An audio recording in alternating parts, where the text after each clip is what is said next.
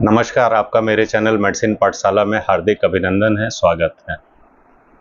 आपसे आज हम लोग बात करेंगे ब्रॉड स्पेक्ट्रम एंथेल्मिंटिक ड्रग के बारे में। एंथेल्मिंटिक ड्रग मतलब कृमिनाशक या कीड़े को मारने वाली जो ड्रग होती है, जो अक्सर हम लोग सुनते हैं कि हमें पेट में कीड़े हो गए हैं, उसके वजह से दिक्कत हो रही है, तो उसमें डॉक्टर जो है एंथेल्मिंटिक ड्रग लिखते हैं। तो इस ड्रग के बारे में आज हम लोग विस्तार से अपने वीडियो में जानेंगे। लेकिन सबसे पहले आपसे आग्रह है कि आप वीडियो देखने से पहले जो है इस वीडियो को लाइक कर दें, चैनल को सब्सक्राइब कर लें, बेल नोटिफिकेशन की घंटी दबा दें और हो सके तो अपने दोस्तों या मित्रों से इस वीडियो को शेयर भी करें, क्योंकि ये अच्छी जानकारी है और अच्छी जानकारी सबको मालूम हो तो ये ज़्यादा अच्छी चीज़ है। चलिए हम लोग शुरू करते हैं वीडियो को। ब्रॉड स्पेक्ट्रम एंथेल्मिंटिक ड्रग के बारे में जानते हैं, जिसको कहते हैं कृमिनाशक या कीड़ामार। इसको एंटी पैरासाइटिक मेडिसिन भी कहा जाता है। इसमें दो ड्रग मिले होते हैं, एक एल्बेंडाजोल मिला होता है और एक आइवरमेक्टिन मिला होता है। एल्बेंडाजोल 400 मिलीग्राम रहता है, आइवरमेक्टिन 6 मिलीग्राम रहता है। ऐसे वर्म्स जो ह्यूमन बीइंग को पीड़ित करते हैं, जो मानव प्रजाति को पीड़ित करते हैं, उसको दो ग्रुप में बांटा गया है। नीमाटोड्स जिसमें राउंड वर्म्स आते हैं और सिस्टोड्स जिसमें टेप वर्म आते हैं। इन दोनों पे ये मेडिसिन कारगर होती है। नीमाटोड्स को भी फिर फर्दर हम दो भागों में बांटते हैं। एक इंटेस्टाइनल नीमाटोड्स होता है, एक होता है टिश्यू ड्वेलिंग नीमाटोड्स कहा जाता है। इसी तरह सिस्टोड्स को भी दो भागों में बांटा जाता है, एक इंटेस्टाइनल सिस्टोड्स होता है, एक टिश्यू ड्वेलिंग सिस्टोड्स होता है। इस पैरासिटिक ट्रीटमेंट को, वर्म इन्फेस्टेशन के ट्रीटमेंट को जो बॉडी में हमारे है, उसको ट्रीटमेंट के लिए हमें ये मेडिसिन जो है एंथेल्मिंटिक ड्रग जो है एल्बेंडाजोल और आइवरमेक्टिन लेनी पड़ती है। कभी कभी डॉक्टर सिर्फ एल्बेंडाजोल भी लिखते हैं, कभी कभी इसको कॉम्बिनेशन ड्रग के रूप में भी लिखा जाता है। एल्बेंडाजोल और आइवरमेक्टिन के साथ में लिखा जाता है। टैबलेट के फॉर्म में भी आती है और ये बच्चों के लिए जो है सस्पेंशन के फॉर्म में भी दी जाती है। एल्बेंडाजोल, सबसे पहले समझते हैं कि एल्बेंडाजोल कैसे काम करता है। एल्बेंडाजोल जो होता है ये ग्लूकोज अपटेक जो होता है उसको इंटरफियर करता है। जो वर्म्स हमारे बॉडी के अंदर होते हैं, हेलमिन्स जो वर्म्स हमारे बॉडी के अंदर होते हैं, तो एल्बेंडाजोल क्या करता है कि उसके जो ग्लूकोज अपटेक जो वर्म ले रहा है उसको इंटरफियर करता है, जिसके वजह से वो ग्लूकोज अपटेक नहीं ले पाते हैं और वर्म्स मर जाते हैं।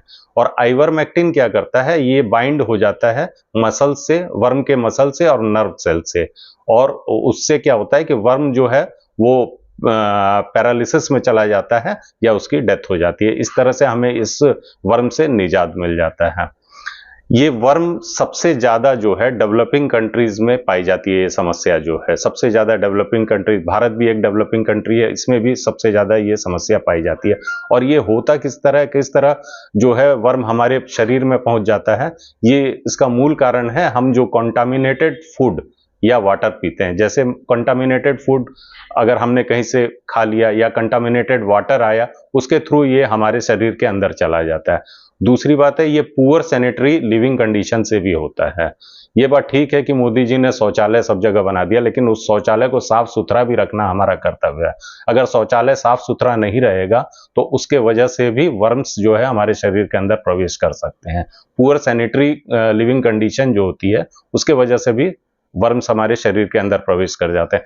दूसरी बात है, पुअर हाइजीन, पर्सनल हाइजीन जो होती है उसके वजह से भी शरीर के अंदर हमारे वर्म्स प्रवेश कर जाते हैं। इसीलिए डॉक्टर कहते हैं कि आप जब भी खाना खाएं तो उससे पहले आप अपने हाथ को साबुन से अच्छी तरह धो लें। अगर साबुन से हाथ आप साफ नहीं रखेंगे और सीधे वैसे ही खाना खा लेंगे तो हो सकता है कि आप जो है वर्म्स को भी आप अंदर ले लेते हैं। इस वर्म्स के वजह से क्या क्या समस्याएं होती हैं, सबसे पहले तो एक तरह से ये कुपोषण की समस्या हो जाती है। आप कुछ भी खा रहे हैं, मेल न्यूट्रिशन की समस्या हो जाती है, आपके शरीर को लगता नहीं है। आप हमेशा, आपको जो थकान लगेगी, आपको भूख भी नहीं लगेगी और आप कमजोर रहेंगे। कुपोषण की समस्या सबसे ज्यादा होती है वर्म्स के कारण। और सबसे ज्यादा समस्या आयरन डिफिशियंसी की समस्या, एनीमिया की समस्या। भारतवर्ष में सबसे ज्यादा एनीमिया की समस्या या आयरन की डिफिशियंसी की समस्या इसी वर्म्स के कारण होती है, क्योंकि ये वर्म्स जो हमारे इंटेस्टाइन में होते हैं ये ब्लड सक करते हैं, हमारे खून को चूसते हैं और हमारे खून पे ही ये जीवित रहते हैं। तो आप जो कुछ भी खाते पीते हैं वो सिर्फ वर्म्स के हिस्से चला जाता है, आपके हिस्से कुछ नहीं आता है। इसीलिए आप कुपोषित भी हो जाते हैं और आपको खून की कमी भी रहती है। इससे प्रोटीन की भी कमी हो सकती है, जिस कंडीशन को हाइपोप्रोटीनीमिया कहा जाता है। डॉक्टर इसको डायग्नोज करते हैं। वर्म्स के वजह से हाइपोप्रोटीनीमिया भी हो जाती है, आयरन डिफिशियंसी भी हो जाती है। और एनीमिया तो रहती है। स्किन की समस्या भी इससे बहुत ज़्यादा होती है। चर्म रोग के वजह से इसमें अगर वर्म्स हैं आपके शरीर में तो आपको ईचिंग बहुत ज़्यादा होगी, खुजली बहुत ज़्यादा होगी, फफोले पड़ जाते हैं, चकत्ते पड़ जाते हैं शरीर में, रैशेज हो जाते हैं। तब डर्मेटोलॉजिस्ट के पास आप जाते हैं, तब वो आपको देख करके आपकी कंडीशन को तब वो ये जो है एंथेलमेंटिक ड्रग प्रिस्क्राइब करते हैं। इसके वजह से अगर शरीर में वर्म्स हैं तो इसके वजह से आपको हमेशा एब्डोमिनल पेन बना रहता है, डायरिया की समस्या हमेशा रहती है और वेट लॉस भी बहुत ज़्यादा होता है। आपका वजन में भी कमी भूख नहीं लगती है तो वेट लॉस होगा ही, खाना आप नहीं खाएंगे तो वेट लॉस स्वाभाविक है, होना है। कुछ कुछ बच्चों में देखा गया, बच्चों में ये सबसे ज़्यादा समस्या रहती है। तो कुछ बच्चों में ये देखा गया है कि उनका जो पेट होता है वो पॉट लाइक हो जाता है, एक घड़े की तरह से हो जाता है बेली, और उनको हमेशा बुखार रहता है, हमेशा उनको जो है बुखार रहता है, खाते पीते नहीं है, कुछ भी खाएंगे शरीर को नहीं लगता है। ये सिर्फ वर्म्स की वजह से ही होता है। अगर ये वर्म्स के लार्वा अगर आपके लंग्स में हैं तो उसके वजह से आपको फीवर हो सकता है, उसके वजह से आपको कफ हो सकता है, उसके वजह से आपको गले में खरखराहट बनी रहती है और डिस्निया भी होती है, आपको सांस लेने में दिक्कत भी होती है। तो ये सारी कंडीशन होती हैं वर्म्स के होने के नाते, इसीलिए डॉक्टर इसमें जो है एल्बेंडाजोल प्लेन 400 मिलीग्राम टैबलेट लिखते हैं या फिर एल्बेंडाजोल और आइवरमेक्टिन लिखी जाती है। ये दोनों फॉर्म में आती है, टैबलेट फॉर्म में भी आती है और बच्चों के लिए सस्पेंशन फॉर्म में भी आती है। 10 ml की शीशी रहती है, वो डॉक्टर डिसाइड करता है कि आपको 5 ml पीनी है कि पूरा 10 ml शीशी बच्चों को एक बार में ही पिला देनी है। लेकिन इसमें एक प्रिकॉशन, सबसे ज़्यादा जो प्रिकॉशन है ये लेने की बात है कि अगर कोई प्रेग्नेंट महिला है तो उसको बिना डॉक्टर की सलाह के ये दवा नहीं लेनी चाहिए। और दूसरी बात है, उन व्यक्तियों को भी नहीं लेनी चाहिए जिनको लीवर की समस्या हो या जिनको हीमोलाइटिक इशू हो, जिनके खून में किसी तरह का विकार हो, वो अपने से ये दवा कतई ना लें। तो इसीलिए ये दवा हमेशा डॉक्टर के प्रिस्क्रिप्शन पे लेनी चाहिए, अपने डॉक्टर को बता करके लेनी चाहिए।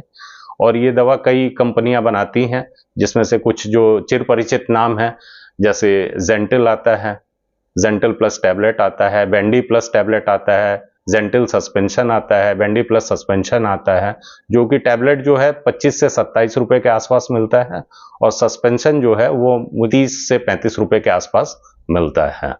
तो आज हम लोगों ने जाना कि ये किस तरह जो है वर्म्स हमारे शरीर को नुकसान पहुंचाते हैं। इसके लिए सबसे पहले जरूरी है कि आप अपने जो है सैनिटरी लिविंग कंडीशन को उठाइए।